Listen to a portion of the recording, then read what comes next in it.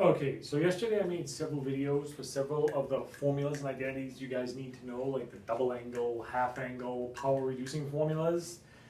And there's one more set of formulas in this section of your book that I wanted to go over. And they're what's called the product to sum formulas.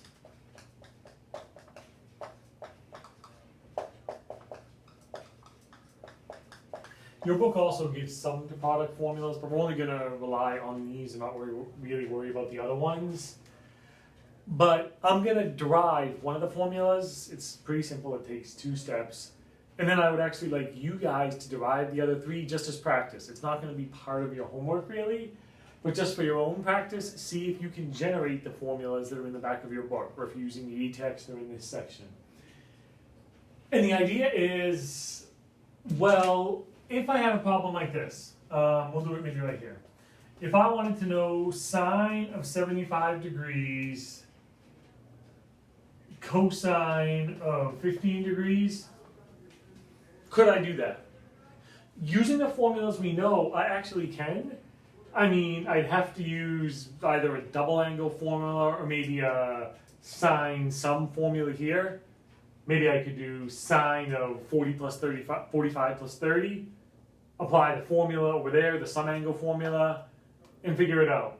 Cosine of 15, I could use the cosine difference angle formula, cosine of 45 minus 30.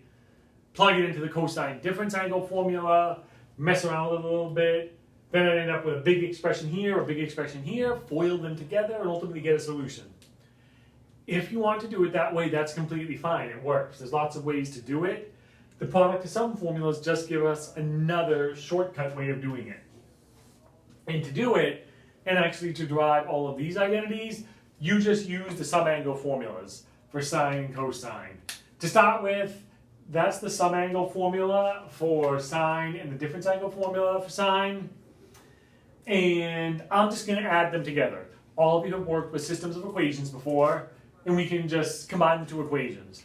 So, on the left, when I combine these 2, I get sine of u plus v plus sine of u minus v equals, now combine, sine u cosine v plus sine u cosine v is 2 sine u cosine v. Cosine u sine v minus cosine u sine v, that just cancels out, and it's gone. And then from here, I want to solve for sine u cosine v, so I'm just going to divide 2 over there. And I get 1/2 sine u plus v plus sine u minus v equals sine u cosine v. And this is actually called the product to sum formula. Like I said, in your book, there are actually 4 of these. This is 1. I'll leave it to you guys to derive the rest, and you should do it just for the algebraic practice. It's pretty straightforward. If I want to find another formula in terms of cosine and sine as opposed to sine and cosine, take those formulas up there, we added them, subtract them, and then you can do some math and you're done. If you want to find product to sum formulas for cosine, use the cosine sum and difference formulas. Add them together and see what you get, then subtract them together and see what you get, and you can derive all these formulas really straightforward and easy.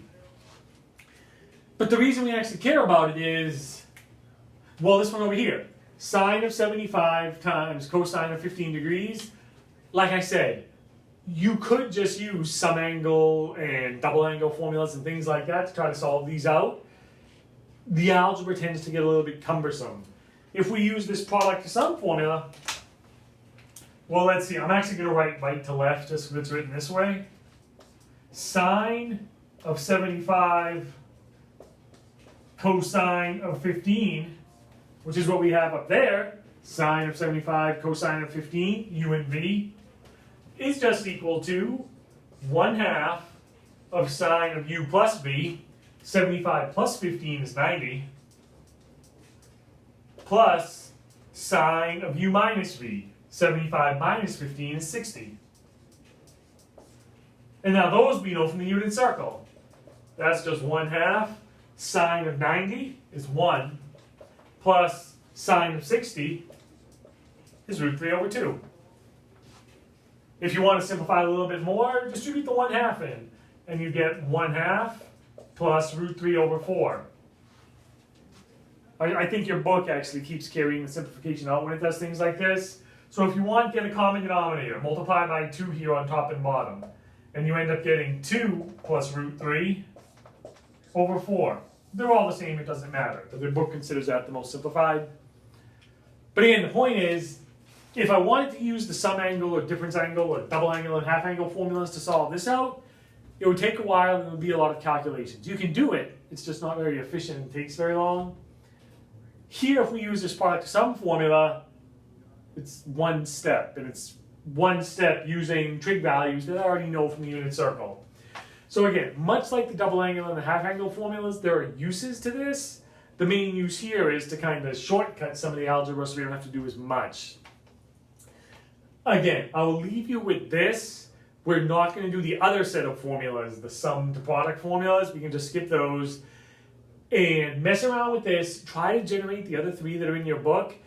And then tomorrow I'll make even more videos for more material for this week. Keep in mind, our goal is to have an exam next week, although I might end up pushing that, will it be towards the end of the week, or maybe even the beginning of the week after that, because next week is fall break, based on how you guys are feeling after doing the work this week.